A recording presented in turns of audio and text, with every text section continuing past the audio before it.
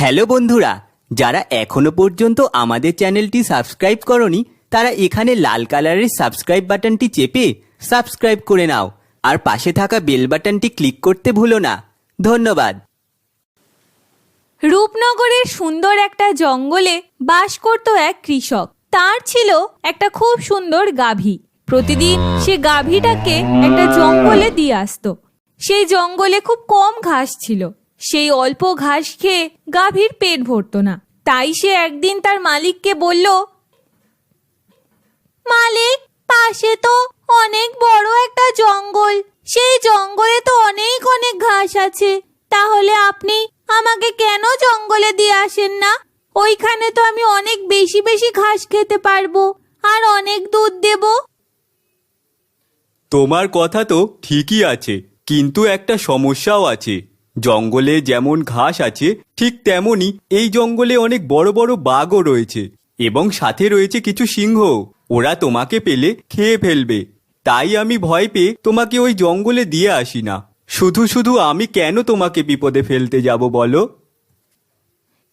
হ্যাঁ, বুঝেছি, তাও তো ঠিক আছে, কিন্তু এই জঙ্গলে যে পরিমাণ ঘাস আছে তা খেয়ে তো আমার পেট ভরে না, আর আমি তো তেমন দুধও দিতে পারি না। আপনি কোনো চিন্তা করবেন না আমাকে নিয়ে, আমি ঠিক উপায় বের করব। আপনি আমাকে কাল থেকে ওই জঙ্গলে দিয়ে আসবেন। না, এ হতে পারে না। আমি কেন তোমাকে বিপদে ফেলতে যাব? তুমি জানো না ওই জঙ্গলে বড় বড় বাঘ আছে, ওরা পেলেই তোমাকে খেয়ে ফেলবে। আপনি এত চিন্তা করবেন না মালিক। গাভীর কথা শুনে সেই কৃষক শেষমেশ রাজি হয়ে যায়। ঠিক আছে, তুমি যখন এত করে বলছো আমি তোমাকে দিয়ে আসব, কিন্তু তুমি ফিরে আসবে কিনা তা নিয়ে আমার যথেষ্ট সন্দেহ আছে। পরের দিন সেই কৃষক তার গাভীটাকে নিয়ে জঙ্গলের দিকে রওনা দিল। কিছুক্ষণ পরে সে জঙ্গলের মধ্যে যখন প্রবেশ করলো তখন দেখলো জঙ্গলের মাঝে অনেক সুন্দর সুন্দর গাছ। তা দেখে গাভীটা খুব খুশি হয়। কিছুক্ষণ পর হঠাৎ করে সেই জঙ্গলে চলে আসে এক বাঘ। ওরে বাবা রে বাবা, এতদিন পর ঠিকঠাক মতো একটা বড় সড়ো খাবার পেয়েছি। আজকে তোকে খেয়ে আমার পেট ভরবে, আর এক সপ্তাহ না খেলেও চলবে। এই কথা শুনে গাভীটা হাসতে লাগলো। কি যে বলেন বাঘ মামা, আপনি পাগল নাকি?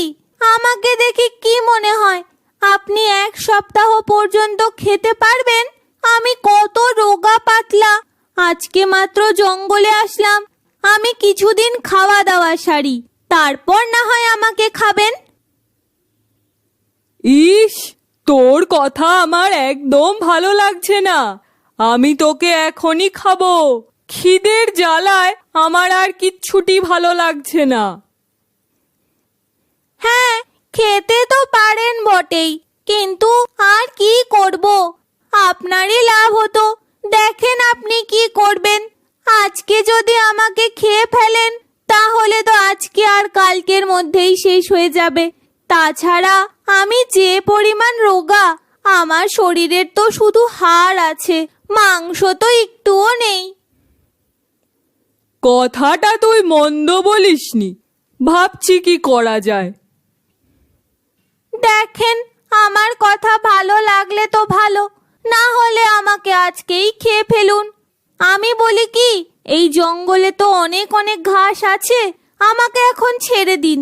আর এত পরিমাণ ঘাস আমি খেলে অল্প কিছুদিনের মধ্যেই মোটা তাজা হয়ে যাব, তারপর না হয় আপনি আমাকে খাবেন। বোকা বাঘ সেই গাভীর ভোলা ভালা কথায় রাজি হয়ে যায় আর বলে, দেখ গাভী, আমার সাথে কিন্তু তুই চালাকি করে থাকতে পারবি না। তুই জঙ্গলে যেখানে ঘাস খা না কেন, আমি কিন্তু তোকে খুঁজে বার করব। প্রতিদিন জঙ্গলে আসবি আর ভালো করে খাবি। ঠিক আছে বাঘ মামা, আমি ভালো করেই খাবো। কিছুদিনের মধ্যে একটু মোটা তাজা হয়ে যাই, আজ না হয় আসি, কালকে আবার আসবো, ঠিক আছে? ঠিক আছে যাও, আমি কিন্তু প্রতিদিন আসবো তোকে খুঁজতে। সন্ধ্যার দিকে গাভী যখন বাড়িতে ফিরল তখন বৃদ্ধ কৃষক গাভীটাকে দেখে খুবই খুশি হয় আর বলে, এ কি, তুমি তো খুব তাড়াতাড়ি বাড়ি ফিরে এলে। আমি তো মনে করেছিলাম বাঘ মনে হয় তোমাকে খেয়ে ফেলেছে। না না, মানে বাঘ আমাকে কখনোই খেতে পারবে না। সেই বাঘ আমার সাথে প্রতিদিন শুধু দেখা করতে আসবে, কিন্তু আমাকে খাবে না। কি বলো, এমন কি হয়েছে তোমার সাথে? আমি বলেছি আমি এখন অনেক রোগা পাতলা। আমি ঘাস খেয়ে একটু মোটা হয়ে গেলে ও যেন আমাকে খায়, আর বাঘও আমার কথায় রাজি হয়ে গেছে। আর যখনই ঘাস খাওয়া শেষ হয়ে যাবে তখন আমি ওই জঙ্গলে আর যাব না, আর বাঘও আমাকে খেতে পারবে না। গাভীর কথা শুনে মালিক তো অবাক, তাই সে মনে মনে একটু খুশি হয় আর সে প্রতিদিনই তার গাভীটাকে সেই জঙ্গলে পাঠিয়ে দেয়। 2-1 দিন পর বাঘ যখন সেখানে আসে, কিরে, আগের চাইতে একটু মোটা তাজা হয়েছিস মনে হচ্ছে।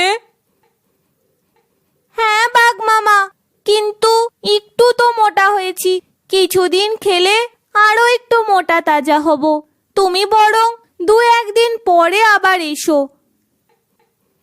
ঠিক আছে, ঠিক আছে, আমি তোর কথায় অনেক খুশি হয়েছি, আর তোকে খেতে আমার অনেক মজা হবে। আমি বরং কালকেই চলে আসব, আমার আর সহ্য হচ্ছে না।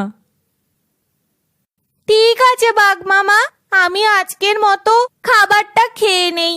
আমি কালকে সময় মতো চলে আসব।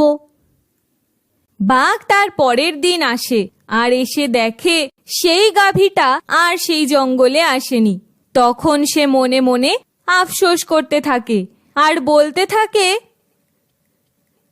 কি ভুলটা না করলাম, হাতের কাছে এত ভালো খাবার পেয়ে ছেড়ে দিলাম। দুষ্টু গরু, তুই আমাকে ঠকালি। তোকে যদি আর একদিন পাই, তোকে আমি আস্ত গিলে খাবো।